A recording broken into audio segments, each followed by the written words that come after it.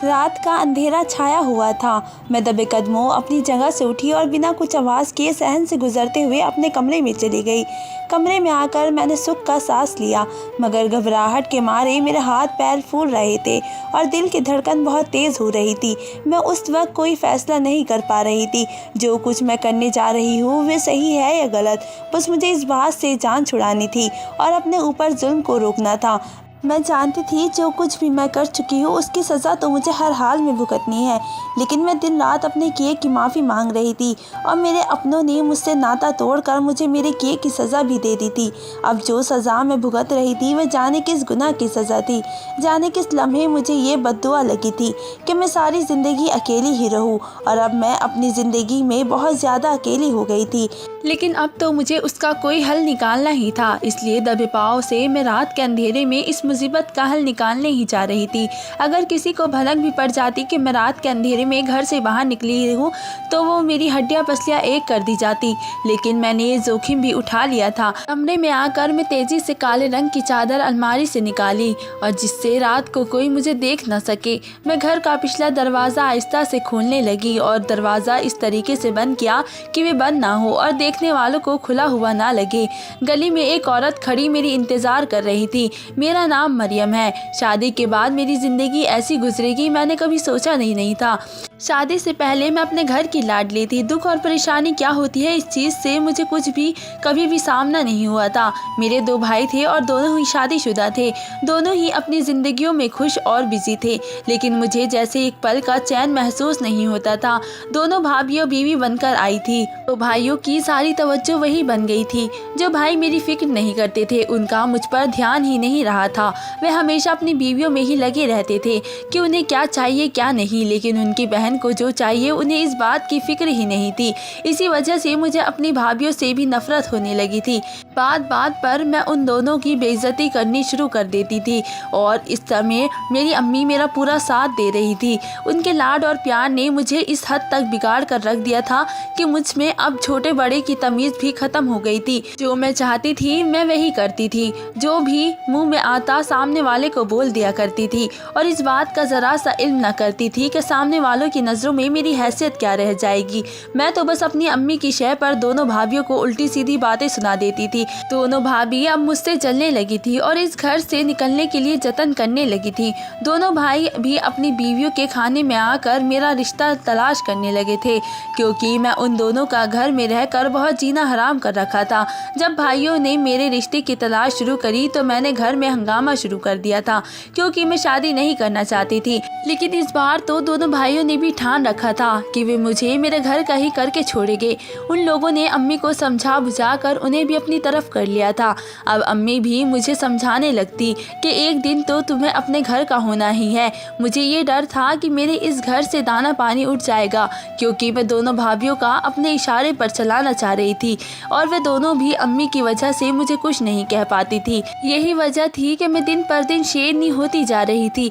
मेरी वजह से अक्सर घर में लड़ाइयाँ होती हुई नज़र भी आती थी और यही बात मुझे बहुत ज़्यादा सुकून देती थी। आज जब मैं ये सोचती हूँ कि उस वक्त जाने में कौन सी अपनी सोच में लगी हुई थी, मुझे कुछ भी समझ में नहीं आता है, क्योंकि आज मैंने सब कुछ महसूस कर लिया था। ये दुनिया अलग सी है। आज अपने किए पर मैं बहुत ज़्यादा रोती हूँ, लेकिन फिर भी मेरी की हुई गलतियाँ कभी छुप नहीं पाती है। लगता है कि दोनों भाभियों की बद्दुआ से मेरा पीछा पकड़ लिया है। इस वक्त मैं अपने ताकत के नशे में चूर दोनों को ज़रा सी बात पर जलील कर दिया करती थी, लेकिन मैं यहीं पर नहीं रुकती थी। अक्सर भाइयों के कान भी उनके खिलाफ भर दिया करती थी। छोटी सच्ची बातें मैं लगा दिया करती थी। ये नहीं सोचती थी कि ऊपर वाला भी मुझे देख रहा है। दोनों भाइयों की बहुत ज़्यादा कोशिश ने आखिरकार मेरी शादी कर दी और मैं शादी कर कर ससुराल गई और ससुराल के हालात इस कदर अच्छे नहीं थे। ज़िंदगी की ज़रूरत ही मुश्किल से पूरी हुआ करती थी। मुझे शादी के बाद उस वक्त पर बहुत गुस्सा आता था कि भाइयों को मेरा बोझ सर से उठाकर फेंका है। अब मुझे अपनी गलती नज़र नहीं आती थी। मुझे तो बस अपने आप ही सही लगती थी और बाकी सब जालिम नज़र आते थे। लेकिन हकीकत ये थी कि मैंने अपने साथ खुद ही गलत किया था। न मैं भाई और भाभियों की ज़िंदगी में इस कदर से जहर घोलती और ना ही मेरे साथ ये सब कुछ होता। शादी के बाद मेरी कोई फरमाइश पूरी ना होती तो मैं घंटे बैठकर रोया करती, क्योंकि मेरे पति का इतना हिसाब नहीं था कि वे मेरी बेतुकी फरमाइशों को पूरा कर सके। और यही बात मुझे अंदर ही अंदर खाती थी कि शादी से पहले तो मैं किस कदर मज़ा करती थी और शादी के बाद मेरे हालात कैसे हो गए थे। मेरे दोनों भाई अच्छा कमाते खाते थे, इसलिए मुझे वहाँ पर किसी चीज़ की कभी कोई कमी महसूस नहीं हुई थी। लेकिन ससुराल में तो मामला ही उल्टा था। मेरे पति तो घर के इकलौते कमाने वाले थे। घर में मेरे अलावा एक सास और एक नंद भी मौजूद थी। उसी वजह से वे जो भी कमा कर लाते थे वे सब घर में खर्चों में उठ जाया करता था और मेरे लिए कुछ भी नहीं बचता था। मेरी शादी से पहले मुझे बताया गया था कि मेरी नंद शादीशुदा है, लेकिन जब से मेरी शादी हुई थी मैंने उसे कभी भी अपने घर जाते हुए नहीं देखा था और ना ही मैंने कभी उसके पति को देखा था।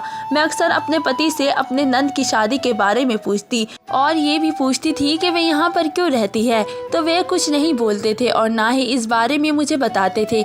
मुझे इस बात पर बहुत ही ताज्जुब लगा कि जाने नंद का पति कहाँ पर है, उसे लेने क्यों नहीं आता। मेरी नंद की मेरे पति से बिल्कुल भी नहीं बनती थी, दोनों एक दूसरे से बिल्कुल भी बात नहीं करते थे। मुझे इस बात की भी समझ में नहीं आती थी कि बहन भाई होकर आखिर इन दोनों में इतनी नफरत क्यों थी।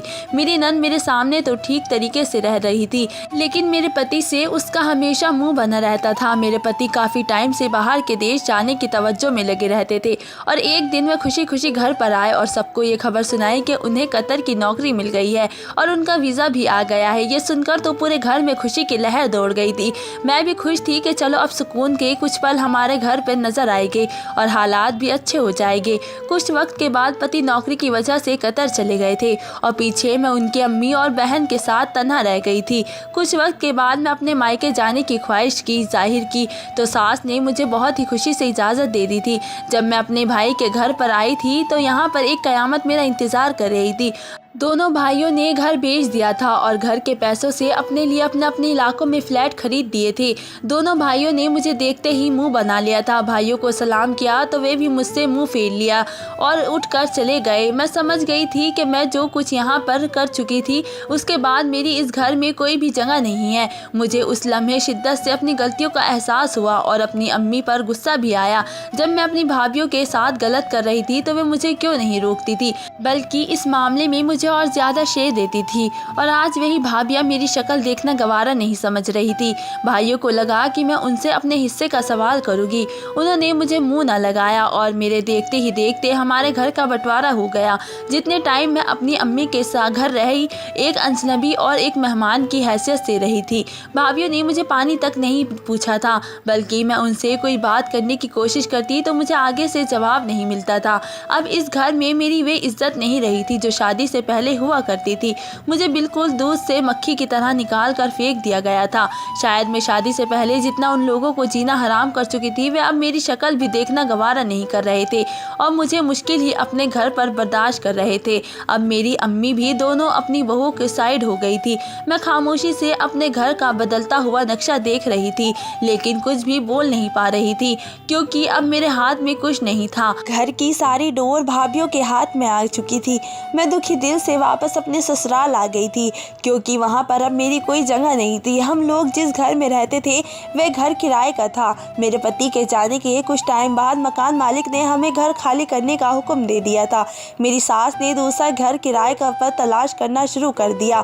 मकान मालिक हमें घर खाली करने के लिए हमें बहुत ही कम टाइम दिया था और इस वक्त मैं दूसरा घर किराए पर ढूंढना बहुत ही मुश्किल था। कुछ दिनों के बाद एक घर किराए पर मिल गया और हम लोग उस घर में शिफ्ट हो गए थे। अभी पति को गए हुए थोड़ा वक्त ही हुआ था कि मेरी नंद ने अपना असल रूप दिखाना शुरू कर दिया था।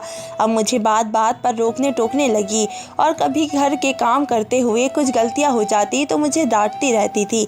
वह और मेरी सास अपनी बेटी को कुछ नहीं कहा करती थी। वह अक्सर मुझे ही बातें सुना दिया करती थी। यह सब कुछ मेरे लिए नया था। मैंने अपनी ज़िंदगी में कभी किसी की बात नहीं सुनी थी और अब मेरी नंद बिना वजह मुझसे छोटी छोटी बातों पर लड़ने लगती थी। मेरा अब कोई वजूद नहीं रहा था। भाभिया भी अब मुझे अपने घर में बिल्कुल भी बर्दाश्त नहीं कर रही थी और यहाँ ससुराल में पति भी मुल्क से बाहर गया हुआ था, तो मेरे नाज रखने उठाने वाला कोई भी नहीं था। मैं अपनी सास और नंद के रहम करम पर थी। पूरे दिन मैं अकेली घर के काम में लगी रहती थी और मेरी सास और नंद पंखे के नीचे बैठकर आराम किया करती थी। अगर मैं अपने पति से कोई शिकायत कर दिया करती तो वे भी अपनी बहन और अपनी माँ का ही साथ दिया करते थे। अब तो वो मुझे खुल्लम खुल्ला डांटने लगी थी और मुझे ऐसा लगने लगा था कि वह अब तो मुझे तलाक दिलवा कर रहेगी। और मुझे ये वजह समझ में नहीं आती थी कि उसने मेरे दहेज से कोई बर्तन मेरी आंखों के सामने लाकर तोड़ दिए थे। वे एक एक प्लेट ज़मीन पर गिराती जाती और मेरी तरफ मुस्कुराती हुई नज़रों से मुझे देखती जाती और मैं कुछ भी नहीं बोल पाती। अक्सर मैं सबके कपड़े धो रही होती थी तो सारे धुले हुए कपड़े को लाकर ज़मीन पर गिरा दिया करती थी। फिर मुझे उन कपड़ों को दोबारा धोना पड़ता था। एक बार जब उसने मुझे अपने कपड़े प्रेस करने के लिए दिए तो उसका दुपट्टा गलती से मुझसे जल गया, तो उसने उसी वक्त प्रेस से मेरा हाथ जला दिया और सास के सामने आते ही मुकर गई कि उसने ऐसा कुछ नहीं किया है। उल्टा सास मुझे बातें सुनाने लगी कि मैं उनकी बेटी पर इल्ज़ाम लगा रही हूँ। ये बात यहीं पर ख़त्म नहीं हुई, उसने मेरे पति को भी फ़ोन कर दिया और पता नहीं क्या क्या कहा कि वे मुझ पर उल्टा खफा हो गए। और इस घर में शिफ्ट हुए 1 महीने के वक्त हो गया था जब मकान मालिक मेरे घर पर आई और सास उनके सामने नहीं जाती थी बल्कि नकाब कर लिया करती थी और नंद भी कमरे में जाकर छुप जाया करती थी। फिर मकान मालकिन से मुझे ही बात क्या करनी पड़ती थी। मैं अपनी सास से और नंद से ये मकान मालकिन के सामने क्यों नहीं आती है, लेकिन जैसा रवैया उन दोनों का कमरे में साथ था तो मैं उन्हें कुछ नहीं कहा करती थी, बस अपने कमरे में रोया करती थी। ये सोच सोच कर कि मुझे पछतावा होने लग जाता था कि आखिर मैंने अपनी भाभियों के साथ ऐसा क्यों किया जो आज मैं इस वजह से भुगत रही हूँ। अब नंद ने एक और मुद्दा छोड़ा कि मैं उसके साथ सहन में ही सोया करूँगी, अपने कमरे में नहीं जाऊँगी। ये सुनकर मैं परेशान हो गई थी। अब रात का वक्त होया करता था जब मुझे अपने कमरे में आराम करने की इजाज़त मिल रही थी और वे भी मुझसे छीना जा रहा था। सास ने भी मुझे हुक्म दे दिया था कि मैं नंद के साथ ही सहन में सोया करती थी और मुझे उनकी बात माननी पड़ी और मैं नंद के साथ उसकी चारपाई पर सहन में सोने लगी थी। मेरी नंद जब सोती तो मेरे साथ बिस्तर में लहसुन रख लिया करती थी, जिसकी बदबू से मुझे सारी रात नींद नहीं आया करती थी और मैं पूरी रात बैठे हुए ही गुजार दिया करती थी। मुझे उसकी हरकत पर बेहद गुस्सा आता था लेकिन मैं कुछ नहीं कह सकती थी और वे मुझे सताने के लिए रोज़ रात को लहसुन रख दिया करती थी। मैं अब सोचने लगी थी कि ये इन लोगों की ज़िंदगी में कुछ ऐसा तो है जिन बातों का मुझे बिल्कुल भी नहीं पता है। मेरी नंद मुझे कभी भी ज़हनी तौर पर सेहतमंद महसूस नहीं हो रही थी। वे मुझे ऐसा लगती थी कि वह हमेशा अपनी किसी गलत बात का बदला मुझसे ले रही है, लेकिन वह गलती क्या थी मुझे इस बात का पता ही नहीं था। मेरी नंद का पति कहाँ पर था, इस बात का उन्होंने मुझे किसी बात का पता नहीं दिया था। और अब मकान मालकिन के सामने से मेरी सास और नंद क्यों कतरने लगी थी, इस बात ने भी मुझे उलझा दिया था। ये सारी बातें एक के बाद एक मुद्दा बनती जा रही थी। जब से हम इस घर में शिफ्ट हुए थे तो वे कभी भी बाहर नहीं गई थी। ये पहली बार था कि वे यहाँ पर आकर घर से बाहर जा रही थी। मुझे अच्छी तरीके से घर का ख्याल रखने को कहकर वे दोनों घर से बाहर चली गई। उन दोनों के जाने के बाद मैं अपने कामों में लग गई थी। कुछ ही देर के बाद दरवाजे की घंटी किसी ने बजाई तो मैं अपने हाथ पोंछते हुए दरवाजे की तरफ गई। मुझे लगा कि मेरी सास और नंद आ गई है। मैंने जैसे ही दरवाज़ा खोल दिया, जब दरवाज़ा खोला तो सामने एक उम्रदराज औरत खड़ी थी। मैं उसे देखकर रुक गई थी क्योंकि मैं उसे बिल्कुल भी नहीं जानती थी। उसने मुझे बताया कि वह सामने वाले घर से आई है, तो मैंने उसे घर में अंदर बुला लिया। वह घर के बाहर आकर सहन चारपाई में बैठ गई और उसने मुझसे पूछा कि अभी जो 2 औरत घर से बाहर निकली है वे तुम्हारी क्या लगती है। तो मैंने उन्हें बताया कि वे मेरी सास और नंद है। ये सुनकर उस औरत के माथे पर कुछ पसीना आने लगा था। उसने मुझसे कहा कि मेरी सास और नंद ठीक औरत नहीं है। उसकी औरत की ये बात सुनकर मुझे बहुत ज़्यादा हैरत हुई थी। अभी वह बात ही कर रही थी कि दरवाज़ा दोबारा से बजा। इस बार मेरी नंद और सास आई थी। वह औरत घबरा कर दरवाजे के पीछे जाकर छुप गई और मुझसे खामोश रहने का इशारा किया।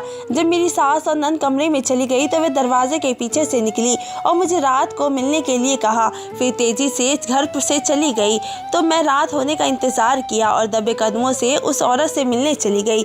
फिर उस औरत ने जो मुझे बताया वह सुनकर तो मेरे कदमों तले ज़मीन निकल गई थी और मैं अपने दिल में फ़ैसला करती हुई घर वापस आ गई थी और वापस आकर अपने काम में लग गई। अभी रात के 8 बज रहे थे कि मेरी नंद ज़ोर ज़ोर से चिल्लाना शुरू कर दिया कि मैं उसके पास आकर लेट जाऊँ। वे बस मुझे तंग करना चाहती थी, जानती थी कि मुझे लहसुन की बदबू से नींद नहीं आएगी।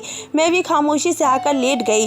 कुछ देर तक मुझे जब नींद न आई तो मैं सहन में टहलने लगी, क्योंकि लहसुन की बदबू से मुझे बिल्कुल भी नींद नहीं आ रही थी।